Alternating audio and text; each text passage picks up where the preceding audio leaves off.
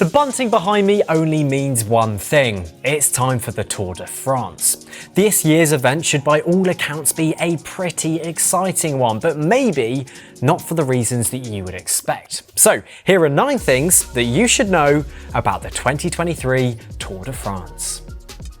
First up, you really do not want to miss the first stage. It looks like it could end up being raced like a one-day classic, with Mathieu van der Poel, Wout van Aert, Tadej Pogacar and Julian Alaphilippe all fighting to don that first yellow jersey of the Tour.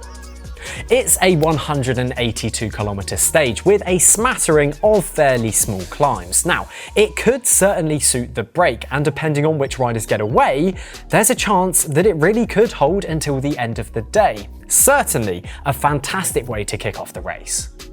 This edition of the Tour de France will cover 3,405 kilometres, racing from the Basque Country in Spain and hitting all 5 of France's mountain ranges before the finish in Paris. Now, a lot can happen over 3 weeks, but there are 9 key stages where the contenders need to be at their best. 2 of them come in the first week in the Pyrenees with the first of the high mountain stages. On stage 5, riders will summit the Category 1 Col de Marie Blanca, while stage 6 crests the iconic Col de Tourmalet before the first summit finish at the Cotterets Can Basque. Riders face 4 key stages in week 2, including 2 mountain finishes on the brutally steep Puy de Dome in the Massif Central on stage 9, and the 17.4-kilometre long Col du Grand Colombier on stage 13. Stage 14 crosses the Col de Joux-Plon, the strenuous alpine climb that cracked Lance Armstrong in the 2000 Tour, before another mountain finish at the Saint-Gervais Mont Blanc on stage 15. The time trial on stage 16, a summit showdown at the Courchevel on stage 17, and stage 20 in the Vosges Mountains are the 3 key stages before that final parade into Paris. One talking point which is guaranteed to dominate the headlines will surround Mark Cavendish as he rides the Tour de France for the 14th and final time this year. He'll be taking his final bow at the sport's biggest race, and perhaps adding to his total of 34 stage victories to set a new record, one better than Eddie Merckx. Now 38, Cavendish is not as prolific as he was in the peak of his career, when he won 23 stages between 2008 and 2012, but he can still win big sprints, as he showed on the final day of the Giro d'Italia. He has announced that he will retire after the 2023 season, but is still ambitious and motivated and keen to sign off with a final victory at the world's biggest race.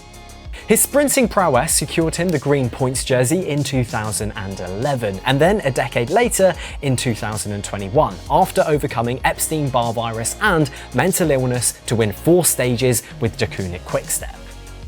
Many people have written off Cavendish over the years, but he has always made a comeback and always fought back to win, confirming he is the greatest sprinter of his generation and of the sport.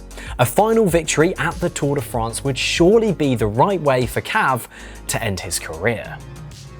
Opportunities for the sprinters will not feel as plentiful as usual, with 6 listed flat stages, but to my eye, 2 of those look pretty lumpy. Stage 3 could be the first opportunity, but it will suit someone who has a strong team who can pull them through, or someone who can navigate those rolling roads by themselves. Stage 4 and 7 look to present good opportunities. While stage 11 looks tougher than stage 3, it could result in a sprint, with the final opportunities coming on stage 19 and of course stage 21. So anyone who wants to contest the sprints needs to be able to survive the mountains and ensure that they keep themselves in the race. The Puy de Dome has finally made its return to the Tour de France after its last appearance in 1988.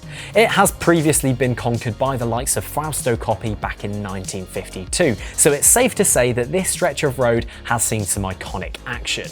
The finish here on stage 9 marks the end of the first week of racing, and the stage is also landing on Bastille Day, so it's fair to say that the climb will have an electric feel. The Col de la Loze is back after its debut in 2020.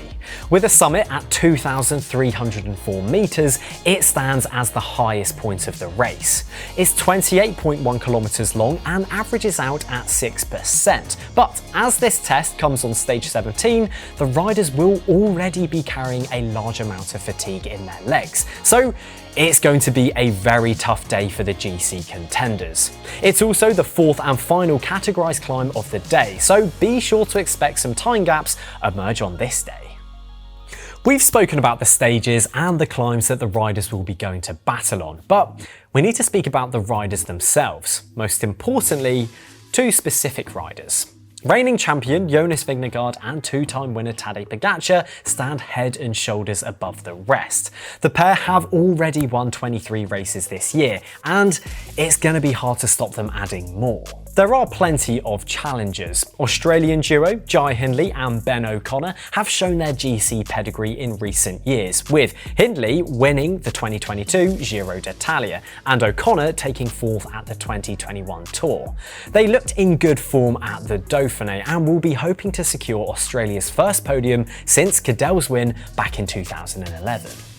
Climbers such as Spanish duo Mikel Landa and Enric Mas will be among the top podium contenders, both having done so at the Giro and Vuelta. Neither have yet done so at the Tour, but you can never count them out. Frenchman David Gaudu carries the French hopes. He finished fourth a year ago, although 13 minutes down, but he will take heart having beaten Jonas at Paris-Nice in March with the support of Thibaut Pinot. Finally, we come to a pair of South Americans in Colombian climber Dani Martinez and Ecuador's Richard Carapaz. Both look well suited for the Tour's climbing heavy route, though again the task of overhauling Jonas and Pogačar will be a monumental one. This year, we will also see the mass return of COVID protocols. So, if you're going to the Tour, do not expect to be able to get as close to the riders in the same way as you might have been able to. After Remco's abandonment of the Giro earlier this year, organisers are wanting to ensure a similar situation does not happen again. It would be such a shame for an epic battle to come to an end due to something like COVID. We want to see our favourite riders do what they do best, and we want to know that the man on the top step in Paris won the race without any caveats.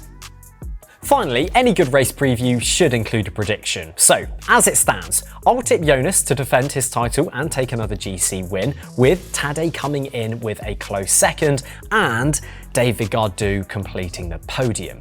I think Cav will pick up that elusive 35th victory, and Wout van Aert, I'm going to say, is going to win that green jersey. Only time will tell whether or not I got it right, but let me know down in the comments who you think will make up the final podium in Paris. If you enjoyed the video, then please do drop it a like, subscribe to the channel for more content, and I will see you again very soon. That was the Tour de France theme tune.